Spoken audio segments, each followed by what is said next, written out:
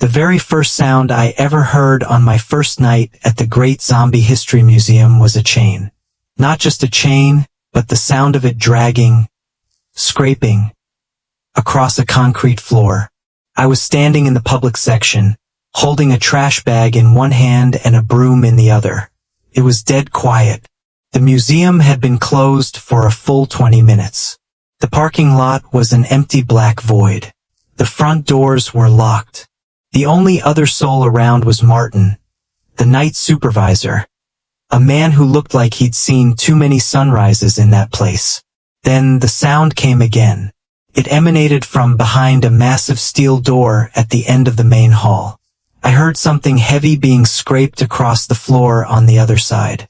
Then the chain pulled taut with a metallic groan, and a body, a heavy body, slammed against the door so hard I could see the handle shake.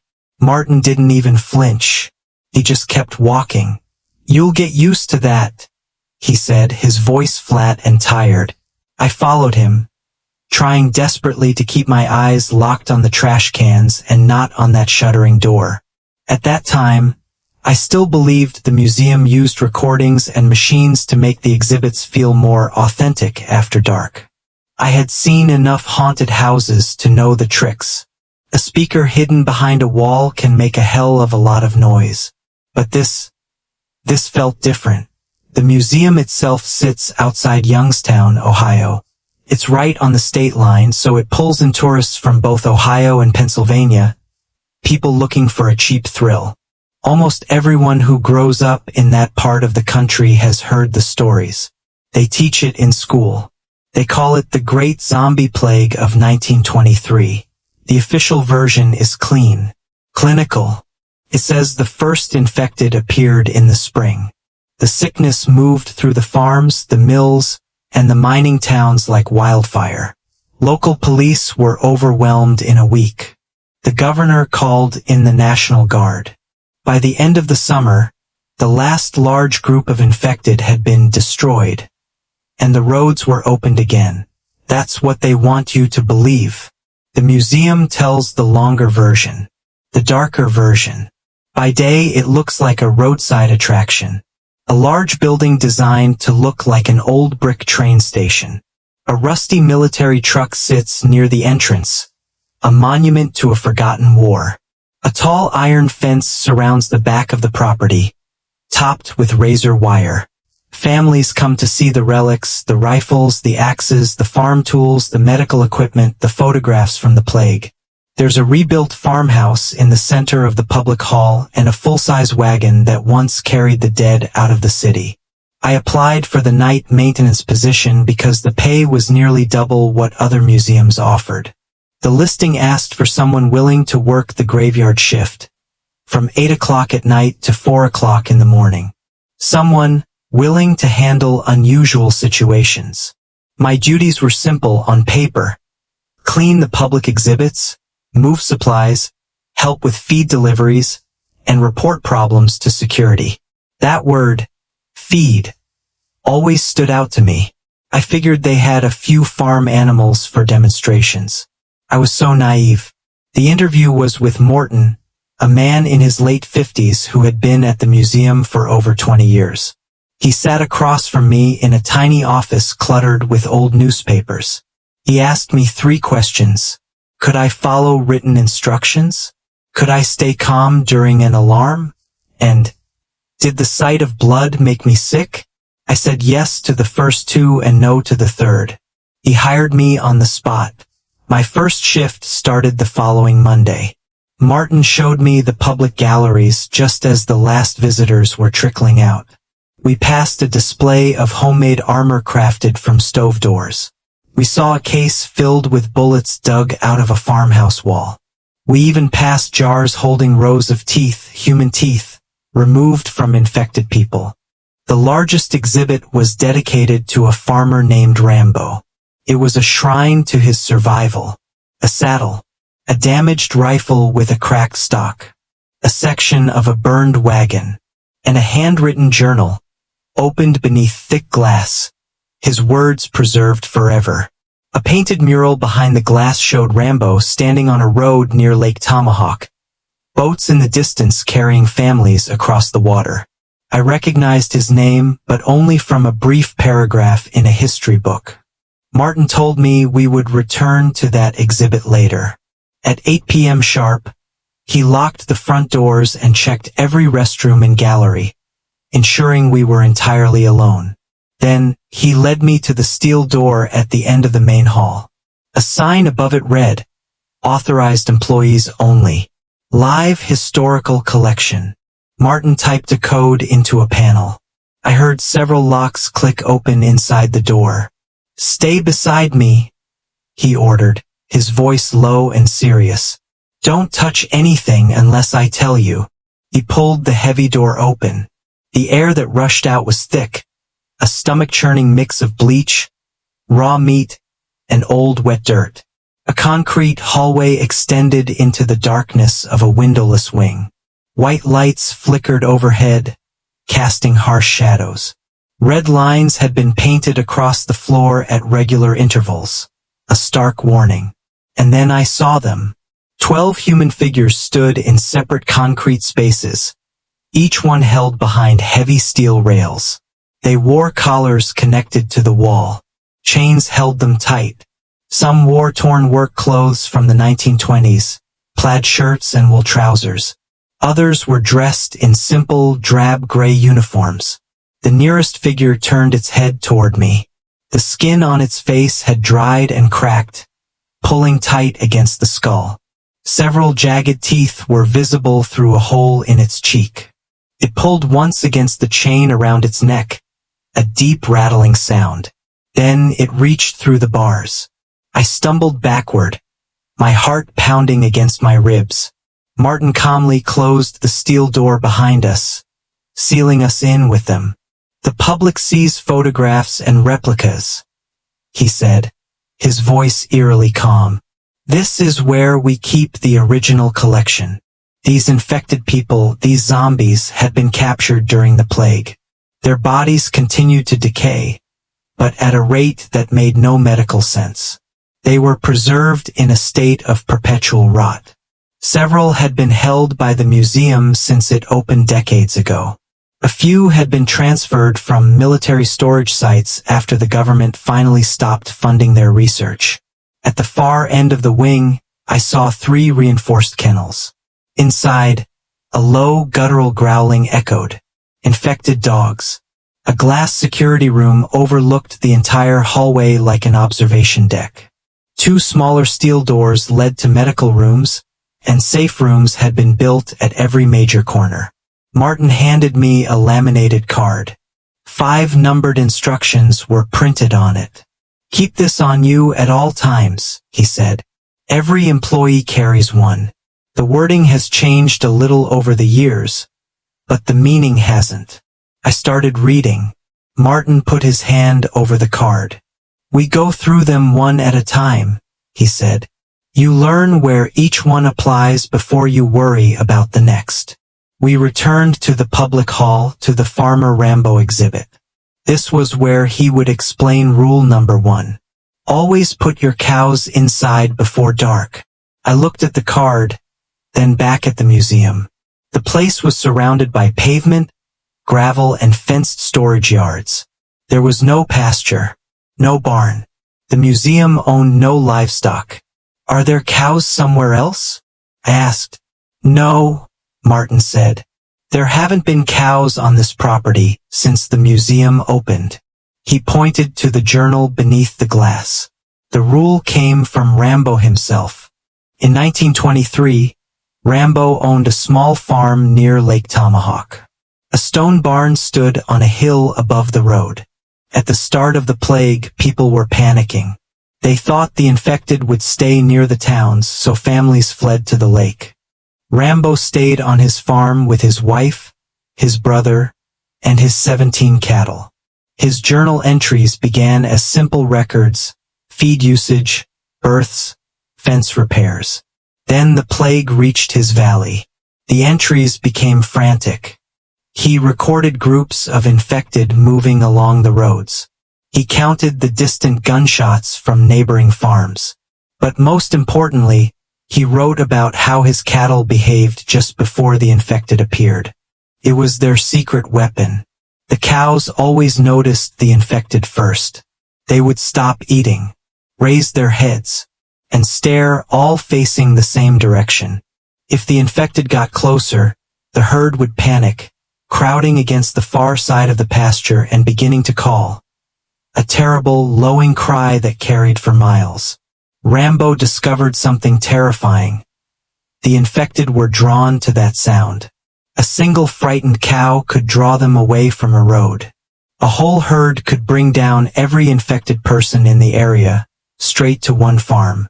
On a warm evening in June, Rambo saw his cattle staring intently toward a line of trees to the west. The road looked empty. The woods seemed clear, but he trusted his animals.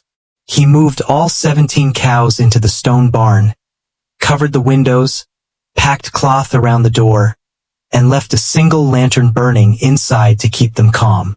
His neighbor, who kept a larger herd in the next valley, left his cattle outside. The first cows began calling before sunset. Rambo climbed onto the roof and watched as infected people started emerging from the trees. At first, there were only a few. As the cattle panicked, more shapes appeared on the road and along the fence lines. The infected entered the neighboring pasture. The herd broke through a gate and ran toward the lake road. Their bellows brought the infected from several directions, converging into one mass. By the time the light faded, the animals and the infected had become one moving horror, headed straight for the families camped at Lake Tomahawk. Rambo knew he had to act. He rode ahead of the horde and reached the lake with enough time to warn the families. There were fishing boats tied near the shore, but not enough room for everyone. Rambo and a group of local men blocked the road while the women and children crossed the water. The museum's display shows the last stand. Rambo and the men pushed an empty wagon across the road and filled it with hay, lamp oil, and broken furniture. They set it ablaze just as the infected came down the hill. The fire stopped the cattle and split the swarm. Rambo fired from behind a stone wall, holding the line until the final boat left the shore. His rifle broke during the fight. The cracked stock in the glass case still carries dark, charred marks from his hands. Rambo survived. His brother survived. The stone barn held. All 17 cows were alive when he returned the next morning. But the neighboring herd was gone. Martin opened a drawer beneath the exhibit and removed a copy of Rambo's journal. He showed me how, after each report of an attack, Rambo wrote the same warning at the top of his journal. Put the cows inside before dark. He passed it to the other farms, and it became the first rule of survival. Why keep it on the employee card? I asked. A museum was founded by survivors, Martin said. They decided no rule would be removed just because it stopped being convenient. People forgot plenty after 1923. We don't help them forget the rest. It was a chilling philosophy. Rule number 2 was simple yet deadly. Never step past the red lines in the live containment wing. We were back in the wing. The red lines were everywhere. Some formed straight boundaries from wall to wall. Others curved around steel posts or feeding doors. Each one was 4 inches wide and visible even under the dim emergency lights. Your feet stay on this side, Martin said. So do your hands, your tools, and anything attached to you. Each human zombie had 4 restraints. A collar held the upper body to the back wall. Wrist chains limited the arms. An ankle chain connected to a ring in the floor. A secondary cable ran from the collar to another point on the wall. The red line marked the farthest point the infected person could reach when every restraint was pulled tight. They even included an extra foot of space for safety. The chains were checked every morning and again before the public sections closed. Security watched the wing through cameras and thick glass. But even with these protections, people got hurt. Metal stretches. Bolts shift in old concrete. A wrist can slip out of a cuff after enough skin decays. And the infected, they test their restraints constantly. They stand motionless for hours, heads hung low. A new employee might think they're too weak to move, but the second something crosses that red line, they lunge. During my first week, I cleaned that hallway with another maintenance worker named Joel. He'd been there for 7 months and acted like he owned the place. He showed me the drains, the flickering lights, and which zombies reacted to cleaning chemicals. One of the oldest was number 7. He'd been a steel worker near Youngstown. He wore dark work pants and one heavy boot. The other foot had been worn down to a nub after decades of dragging his ankle chain. He never followed me with his eyes. He just stood there, face pointed to the floor. On my 4th night, I was mopping beside his enclosure. A dark mark near the bars wouldn't come off. I pushed the mop forward and leaned into it. The wet end slid across the red paint. Number 7 grabbed it before I could even breathe. His head snapped up, both arms shot through the bars and the wrist chains snapped tight. He pulled the mop so hard he dragged me a full step forward. I let go. The mop disappeared between the rails, striking the back wall. He bit through the wet cloth, then twisted the handle until it bent like a pretzel. Joel hit the call button. Martin arrived with a steel hook. He waited until number 7 dropped the handle, caught it and pulled it out. The metal had deep tooth marks near the middle. "Did any part of you cross the line?" Martin asked. "No," I stammered. "Just the mop." "Good. Then the museum just lost a mop," he said. I expected a lecture. Instead, he handed me a new mop and told me to finish the hallway from farther back. The following night, I noticed thin scratches in the concrete around number 7's enclosure. One crossed beneath a faded strip of red paint and ended several inches beyond it. The current red line had been painted farther away. Joel explained that the boundary had been moved 3 times. Years ago, number 7's floor ring had pulled out. He caught an employee's tool belt. The guy escaped, but they added more space around every enclosure.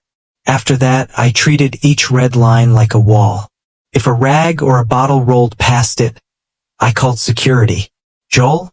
He was a different story. He thought he was invincible. He'd lean over the boundary to read restraint numbers. He'd let his shoes touch the edge of the paint. I warned him twice. "Your shoulder isn't on this side," I told him once. He just laughed it off. Rule 3 was the most disturbing. Feed the zombie dogs until they are completely full.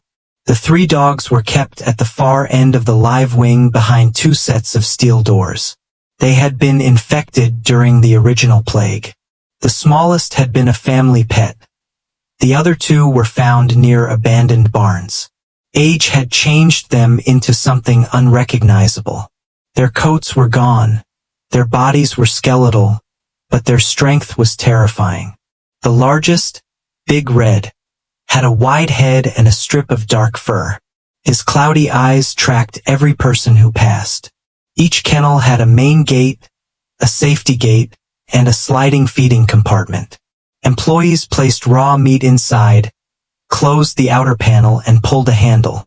The dogs never had direct access to us. My first feeding shift, Martin rolled metal buckets into the kennel room. They were filled with beef, chicken, and organs. "A normal dog gets a measured portion," he said. "These dogs eat until they stop." Big Red finished its first bucket and struck the inner panel with its head. We opened an emergency container and kept feeding him. He ate until his belly pressed against the concrete floor. Then he walked in a circle, lowered himself down, and closed his eyes. "That's when you stop," Martin said. The amount changed from night to night. Temperature, noise, activity. It all made them hungrier. A hungry, infected dog doesn't conserve itself. It bites the bars until teeth break.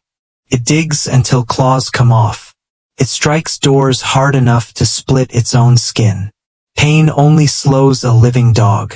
These monsters continued until they reached food.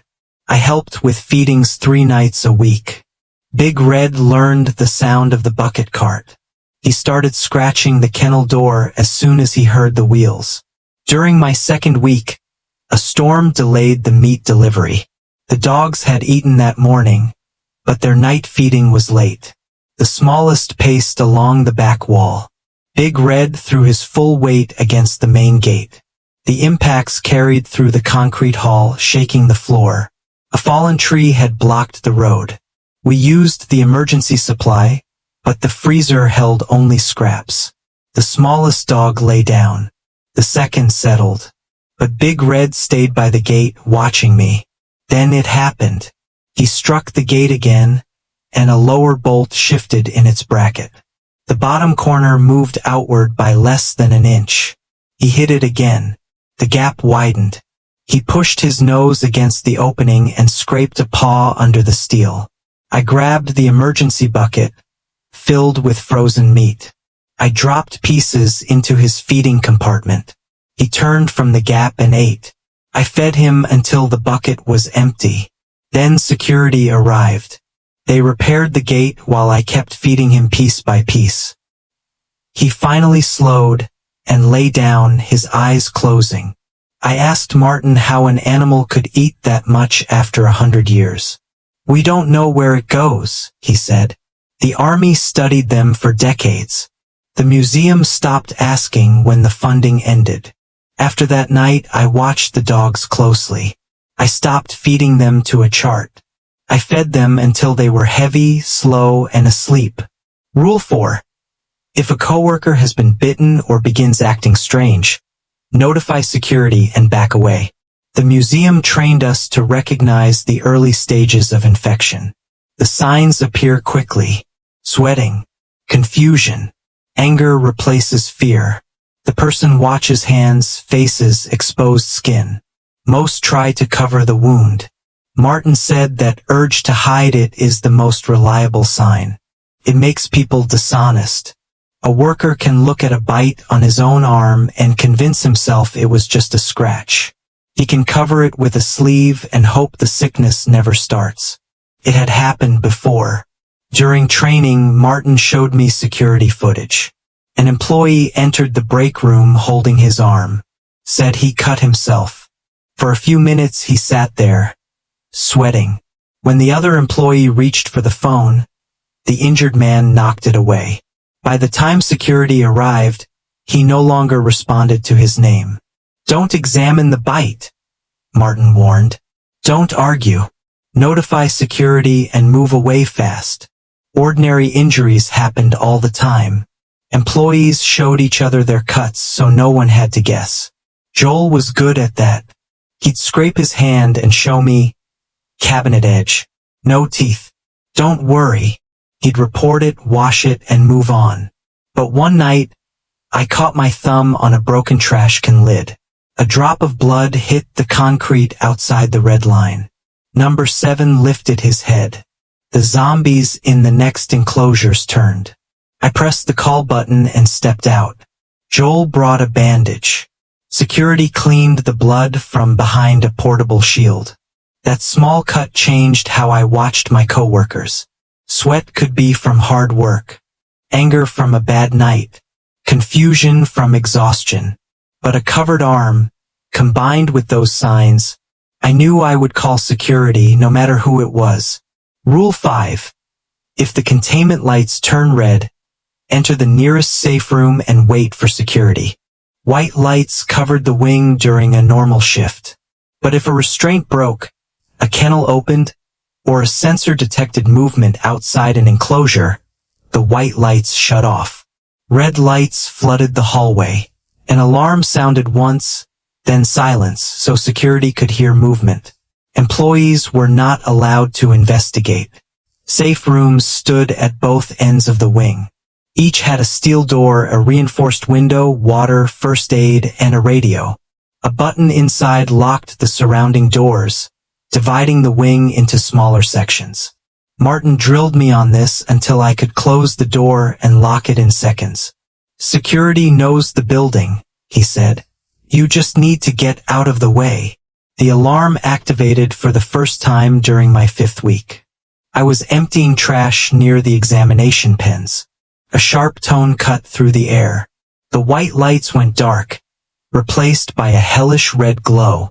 A chain dragged across the floor beyond the corner.